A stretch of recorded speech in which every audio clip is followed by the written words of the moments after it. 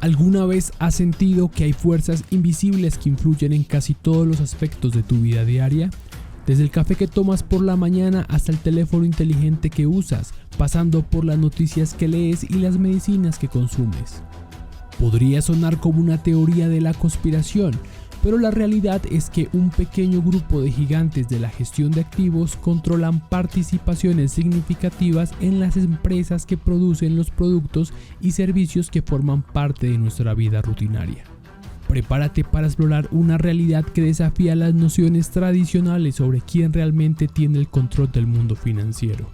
No se trata de conspiraciones, sino de entender cómo funciona el capitalismo de gestión de activos. En el complejo mundo financiero actual, tres grandes han emergido como fuerzas dominantes que moldean gran parte de la economía global: BlackRock, Vanguard, State Street y actualmente podríamos hablar también de Fidelity. Estas empresas, aunque desconocidas para muchos, controlan una cantidad asombrosa de activos y tienen participaciones significativas en innumerables corporaciones alrededor del mundo. Han acumulado entre estas tres más de 22 billones de dólares en activos bajo gestión en menos de 4 décadas, una cifra que supera el PIB combinado de muchas naciones, como las pueden ser China, Estados Unidos, la India, Japón y Alemania. Pero, ¿cómo llegaron a acumular tanto poder y qué impacto tienen en nuestras vidas cotidianas? Porque a pesar de su inmensa influencia, la mayoría de personas nunca han oído hablar de ellas. Hoy exploraremos cómo BlackRock, Vanguard, State Street y en la actualidad Fidelity han redefinido el capitalismo moderno y qué significa para el futuro de la economía global que estas empresas controlen la gran mayoría de empresas que hacen parte del IPC 500. La era del capitalismo de gestión de activos. Para entender el alcance de su influencia debemos retroceder a principios del siglo XX, en la década de 1930. Los economistas Adolfo Berle y Gareth Means acuñaron la frase separación de propiedad y control, señalando que ya no existían bloques de propiedad lo suficientemente grandes para ejercer un control efectivo sobre las corporaciones estadounidenses que cotizaban en la bolsa de valores. Esto llevó a una dispersión corporativa y otorgó el poder de decisión a los gerentes profesionales, mientras que los accionistas individuales tenían poca influencia directa en la toma de decisiones dentro de estas empresas. Sin embargo, a finales del siglo XX comenzó a surgir un cambio fundamental en la organización de la propiedad corporativa. La creciente importancia de los fondos mutuos y posteriormente de los fondos indexados y ETFs gestionados por empresas como BlackRock y Vanguard marcó la transición de un capitalismo de accionistas a un capitalismo de inversiones. El académico Gerald F. Davis argumentó que el rápido aumento de los activos invertidos por fondos mutuos gestionados activamente condujo a un nuevo capitalismo financiero. Para el 2005, estos fondos habían acumulado participaciones en bloques del 5% o más de cientos de empresas estadounidenses que cotizaban en bolsa, convirtiéndose en los mayores accionistas individuales y otorgándoles un poder significativo sobre la gobernanza corporativa.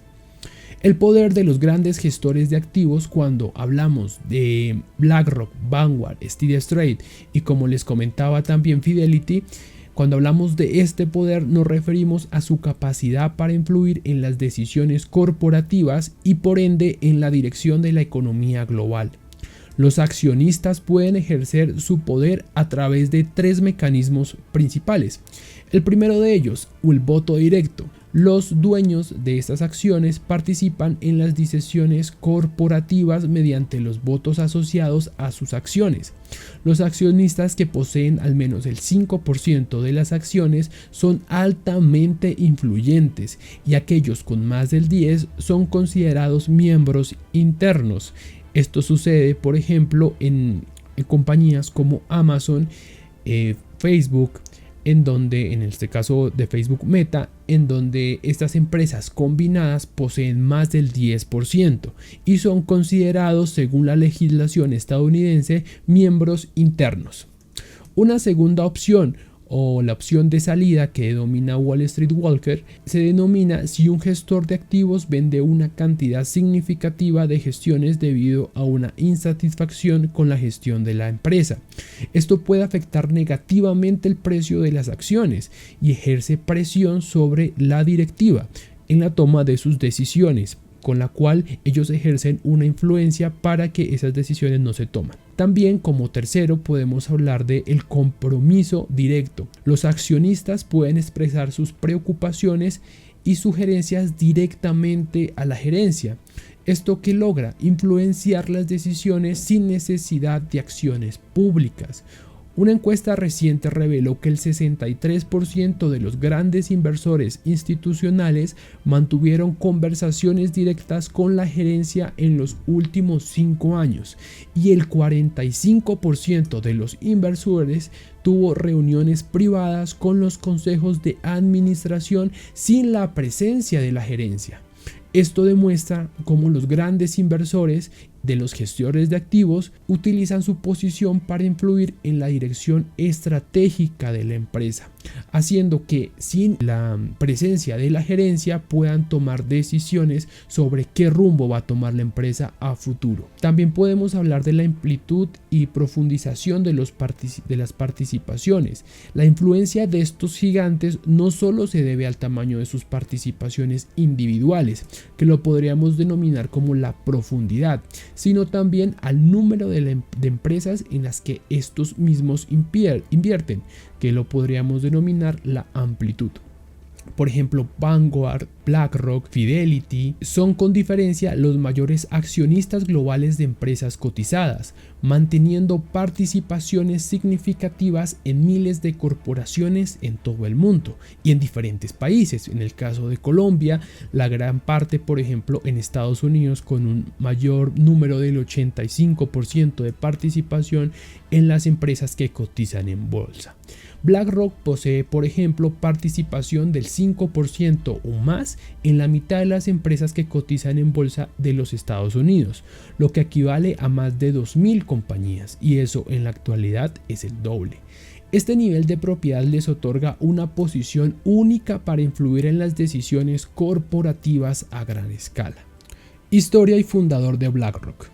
BlackRock fue fundada en 1988 por Larry Fink, quien se convertiría en su presidente y director ejecutivo. Nació en 1952 en Los Ángeles, California, en una familia judía de clase media. Fink se graduó en ciencias políticas y obtuvo un máster en administración de empresas. Comenzó su carrera en Wall Street en First Boston, donde tuvo éxito inicial, pero sufrió una pérdida multimillonaria por una mala gestión de apuestas en la evolución de los tipos de interés. Este revés lo llevó a enfocarse en la gestión de riesgos y sentó la base para la creación de BlackRock. La empresa inició con un administrador de activos institucionales de renta fija y gestión de riesgos.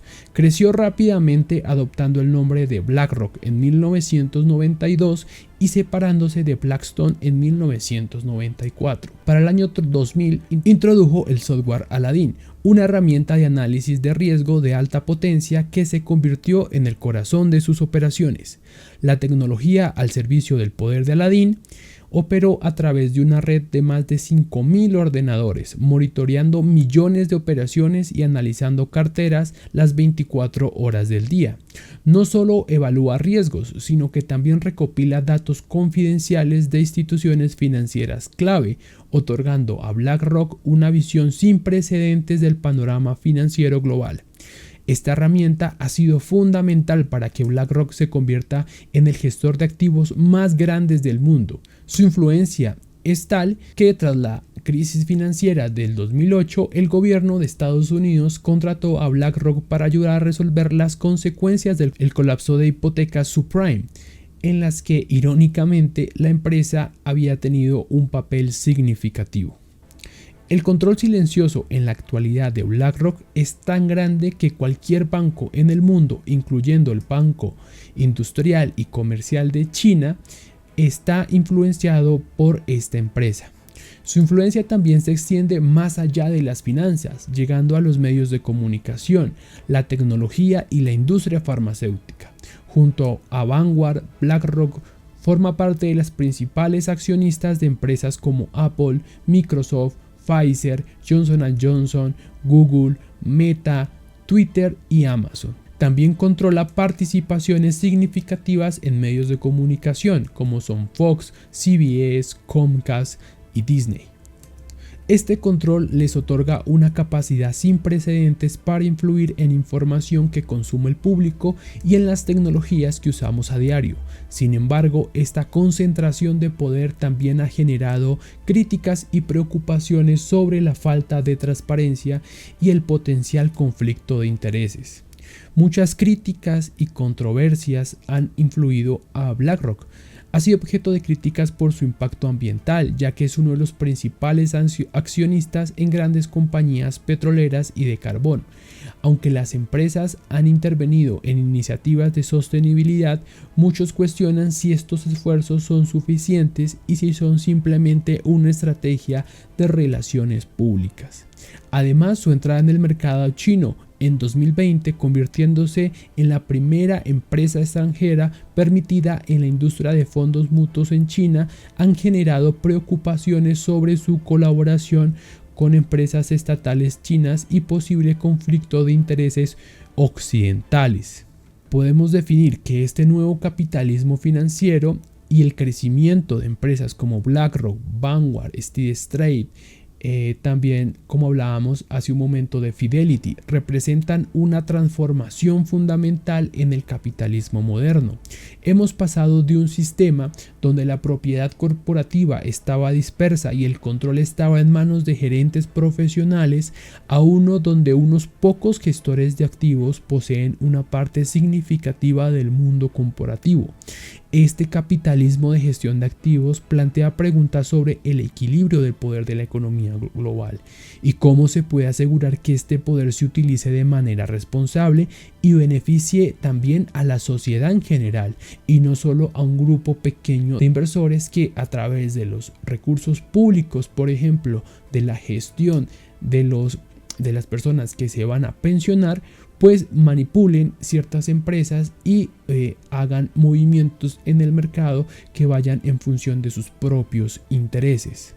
Según estudios recientes, estos gigantes financieros tienen la capacidad de influir en las decisiones corporativas de miles de empresas a través de sus votos, opciones de salida y compromisos directos con la gerencia. Su posición les permite moldear políticas relacionadas con salarios, prácticas ambientales y responsabilidad social. El futuro y las necesidades de equilibrio a medida que estos gigantes financieros continúan expandiendo su influencia es esencial como sociedad que tomemos conciencia de su papel y consideremos cómo podemos promover una mayor transparencia, rendición de cuentas y equilibrio en el sistema financiero. Las acciones y decisiones de BlackRock, Vanguard, State Street, Fidelity y muchas de las demás empresas afectan no solo a las empresas en las que invierten, sino que también a las economías nacionales, dado que a través de softwares como Aladdin, BlackRock también decide indirecta y directamente en las decisiones que toman los países, por ejemplo Estados Unidos, en sus políticas económicas. Las políticas globales y en última instancia las políticas cotidianas pues terminan siendo influidas por los intereses de estos grandes inversores que tienen sus capitales también en la mayor parte de las empresas globales que controlan tanto los alimentos, controlan en el entretenimiento, la información y también controlan, por ejemplo, los medicamentos y las decisiones nacionales de los países que al final van a guerras por los intereses de estas empresas gigantescas. Un llamado a la conciencia. Es hora de representar nuestro rumbo y buscar un equilibrio más justo, asegurando que el poder económico no se concentre en manos de unos pocos, sino que sirva al bienestar colectivo y de la sociedad, también al desarrollo sostenible, ahorita que acabó de pasar el COP16, y también necesitamos comprender la magnitud y el alcance de la influencia de estos gestores de activos, y es el primer paso para fomentar un diálogo sobre cómo construir un sistema financiero que refleje los valores y las necesidades de todos y no solamente de unos pocos.